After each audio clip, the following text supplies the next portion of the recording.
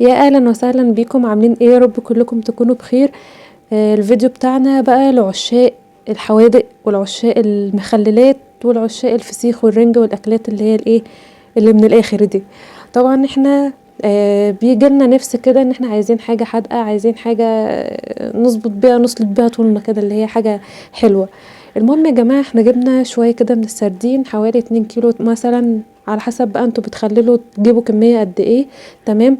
المهم ان احنا بدأنا جبنا مصفى كده وحطينا في السردين، طبعا شطفناه من بره بس ما بنفتحوش، بنسيبه مقفول يا دوب نشطفه شطفة من بره، ونبدأ نقلب راسه تكون تحت زي ما انتوا شايفين كده، علشان المية لو دخلت جوه او لو هو اصلا الاحشاء بتاعته فيها مية او دم تبدأ ان هي تنزل وتخرج بره.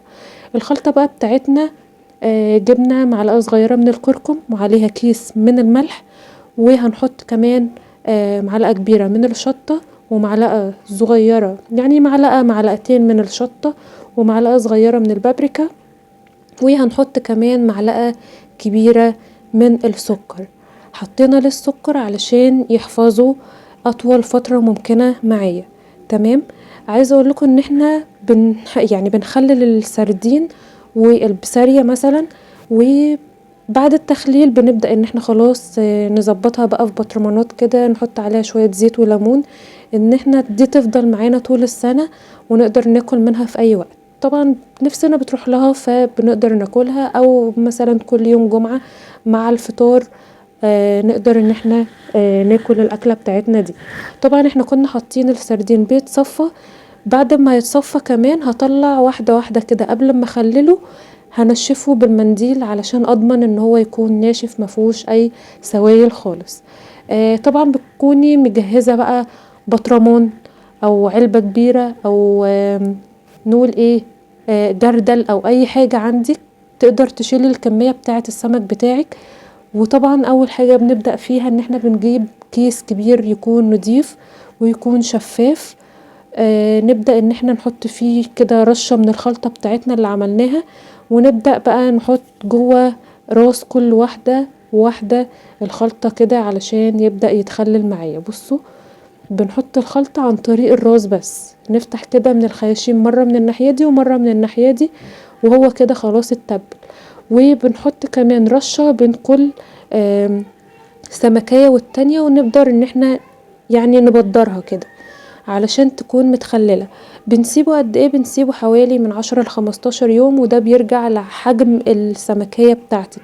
في ناس بتحب السمكية تكون كبيرة فدي هتاخد سوا شوية، في ناس بتحبها تكون صغيرة فدي مش هتاخد سوا. دي مثلا بكتيرها قوي هتقعد 10 ايام في التخليل، بعد كده تطلعيها هتاكلي منها. طبعا اثناء وانتي سايباها بتقدري ان انتي تقلبي الكيس بس جوه العلبة او جوه البطرمان او جوه الجردل او جوه العلبة اللي انتي بتخللي فيها. طبعا العلبة دي بتكون مخصصة للحاجات دي اللي هي المخللات اللي هي الاسماك، علشان بيكون ريحتها نفاذة، ما ينفعش ان احنا نستخدمها لشيء اخر. تمام.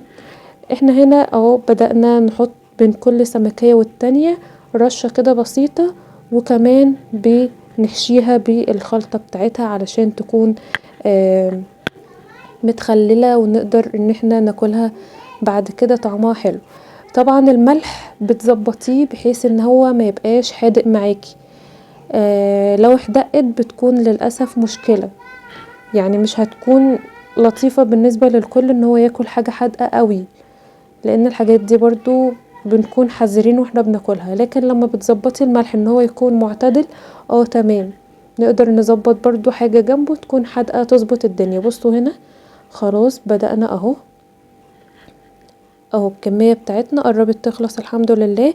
لما اخد شوية انشفهم بمنديل او بفوطة كده مخصصة للتنشيف بتاع السمك، وبقدر ان انا انشفه خالص، اتأكد ان مفيش اي سوائل فيه نهائي.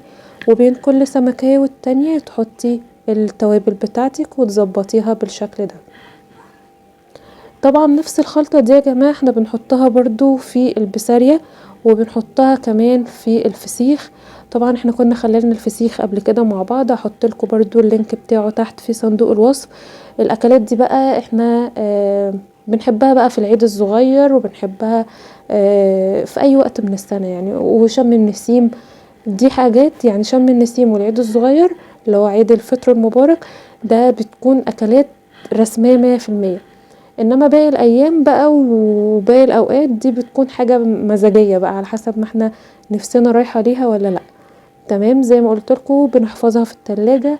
بعد التخليل نبدأ ان احنا ننضفها، نطلع الشوك منها، نخليها نضيفة مفيهاش اي جلد ولا راس ولا شوك ولا اي حاجة، تكون عبارة عن لحم. نعملها انشوجة، السردين ده بنعمله زي الانشوجة، ونحط عليه زيت نضيف، زيت طعام نضيف مفهوش اي حاجة، ونحط عليه كمان عصر او عصير ليمون حسب بقى الكمية بتاعتك. وتحطي البطرمان في التلاجة، تطلعي بمعلقة كده تاكله وخلاص، معلقة وتاكلي. لكن ما تاكليش منه وترجعيه مرة تانية في البطرمان علشان ما يحصلش فيه عفن. ودايما تحافظي ان البطرمان يكون الكمية اللي فيه تكون متغطية بالزيت، ما تسيبهاش مهوية علشان ما يحصلش عفن او يغير ريحة من الجو زي المخلل. تمام كده. وطبعا وانتي بتشتري السمك يفضل ما يكونش البطن بتاعته مفتوحة، لازم تجيبيه مقفل علشان ما يكونش فيه يعني ما يبصي او ما يتهريش بسرعة. انا هنا عندي واحدة 2 3 حاجة يعني بسيطة هما اللي مفتحين، لكن الباقي الحمد لله كان مقفل وكان مفهوش اي حاجة. طبعا السردين بقى بناكله بالشوك وكل حاجة واديله والشوك بتاعه بيبقى طري، لكن لو هو صينية الشوك بتاعه بيكون ملحوظ وبيكون يعني بيضايق كده في الاكل.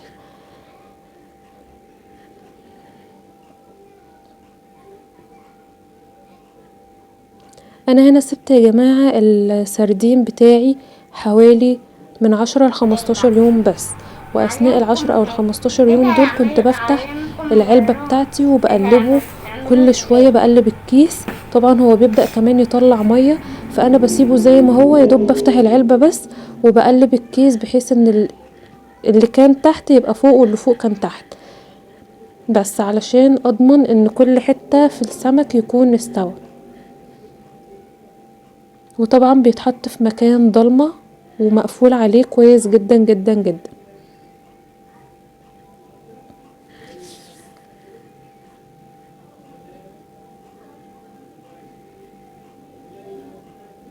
واحط بقى باقي الكمية كده اللي باقية في وش السمك كله علشان ابدأ بقى اربط الكيس بتاعه واقفله علشان خلاص بقى جاهز معايا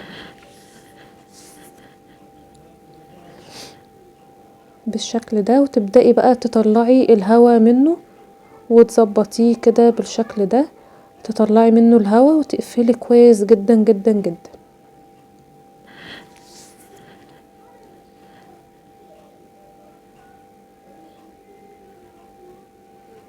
طبعا لو مش هتقدري تقفليه لوحدك ممكن حد يساعدك ان هو يقفل معاكي، يكون يعني علشان يكون محكم الغلق كويس جدا. تمام. اجيب كيس تاني واحطه جواه وبرضو اقفل بنفس الطريقة تاني وهكذا. طبعا اول كيس ده ما ينفعش ان هو يكون مطبوع عليه اي حاجة خالص. تاني كيس مفيش اي مشكلة، لكن اول كيس ما يكونش مطبوع عليه اي طباعات خالص علشان ما توصلش للسمك بتاعي ويكون فيه اي مشكلة او اي ضرر. هنا بقى جبت لفة الاسترتش بتاعتي وبدأت ان انا الفه كده بالطريقة دي، لفة مع التانية مع التالتة. وجبت كمان اكياس بالشكل ده، اي كيس كبير بتاع هايبر ماركت او اي حاجة تبدأي تظبطيه. وكده جبت العلبة بتاعتي دي، علبة مخصصاها للمخللات، هقفل عليه وكمان هلفها بالاسترتش. وكمان عايزه اقولكم ان انا حطيتها في كيس وحطيناها كمان في مكان ضلمه خالص ومقفول عليه وكويس بحيث ان هو ما يوصلوش حشرات، ما يوصلوش ضوء، ما يوصلوش اي حاجه، ويكون مقفول عليه كويس جدا. سبتها بقى 10 ايام او 15 يوم بالكتير قوي، هي 10 ايام كده حلوين للحجم السمكية بتاعتي. وهنبدأ بقى نطلعها مرة تانية بحيث ان احنا نقلبها في خلال ال10 ايام دول، يعني نفوت اسبوع وتبدأي ان انتي تطلعي العلبة من بره الخارجية تفتحي تشيلي الاسترتش ده وتقلبي الكيس وترجعي تقفليها مرة تانية. خلاص عدينا ال10 ايام، خلاص بقى تفتحي وتبدأي تسمي الله وكده وتنضفيه وتشوفي الدنيا بقت واصلة لغاية فين فيه.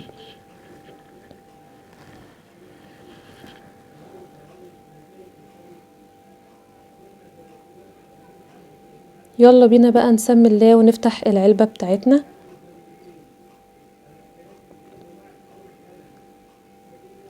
كنا قافلينها بلزق وقافلينها بستريتش وقافلينها قفله يعني ما يعلم بها الا ربنا، كأن السمك كان خلاص هيطلع يجري من العلبة. بس انتوا عارفين يعني الحكمة بتقول ان هو نقفل عليه كويس جدا علشان يتخلل. تمام كده. فكنا خلاص فتحنا العلبة بتاعتنا. نبدأ بقى ايه، نركز بقى في الحاجات الدهاليز المهمة، نخش في الموضوع على طول. نطلع كده الكيس من جوه كيس جوه كيس جوه كيس لغاية اما نوصل لأهم حاجة وهي السمكات بتاعتنا.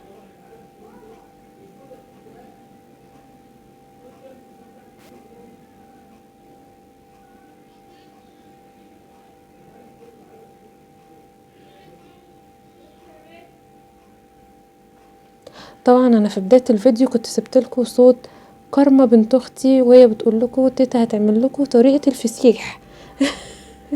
بصي يا جماعة، تيتا هتعمل لكم طريقة الفسيخ، فانتوا اسمعوها علشان هي عايزة تسمعكوا صوتها بقالها كتير.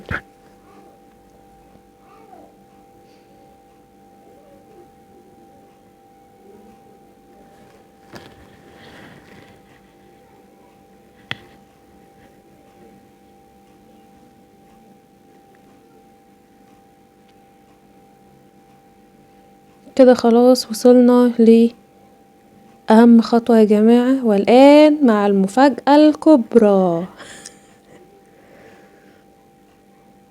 الحمد لله على السلامة.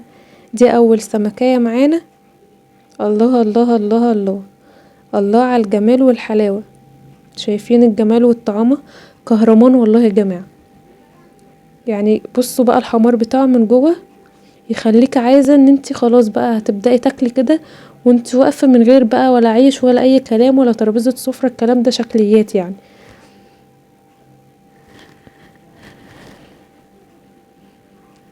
يا سلام يا جماله يا جماله. يا دوب تسلتي بس السلسلة كده والراس وتلاقي نفسك دخلتي في الموضوع على طول، اللي هو يلا يلا يا جماعة كلوا بقى. حاجة ما شاء الله الله اكبر، كمية ما شاء الله جميلة جدا، والسمك من جوه شكله ما شاء الله الله اكبر حلو جدا. طبعا لو عجبكم الفيديو ما تنسوش تعملوا لايك للفيديو وسبسكرايب للقناة وتفعلوا زر الجرس علشان يوصل لكم كل جديد، وما تنسوش كمان تشجعوني في الكومنتات وهستنى رأيكم كمان.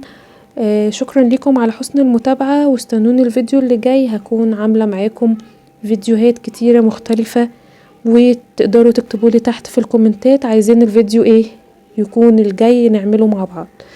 هنا بقى خلاص هنبدأ ننضف شوية حلوين كده علشان نتغدى وناكل أكل حلوة كده. وبرضو الفلفل اللي قلتلكوا عليه قبل كده ان احنا كنا زارعينه بدأنا ان احنا ناكل منه اهو زي ما انتم شايفين كده، مع البصل شوية ترنشات كده مع رشة كمون ورشة شطة مع شوية خل، حاجة ما شاء الله تحفة. اعصري بقى كام عصرة ليمون على كام نقطة زيت كده على فلفل الاخضر واديله بقى والعيش وما ترحميش، هتلاقي نفسك كلتي بتاع 20-30 رغيف وانت مغمضة وبرضو مش هتشبعي. شايفين الجمال، شايفين الحلاوة؟ جربوه وقولولي رأيكم في التعليقات، وشكرا لكم على حسن المتابعة، واستنوني الفيديو اللي جاي. اشوفكم على خير، والسلام عليكم ورحمة الله وبركاته. باي باي.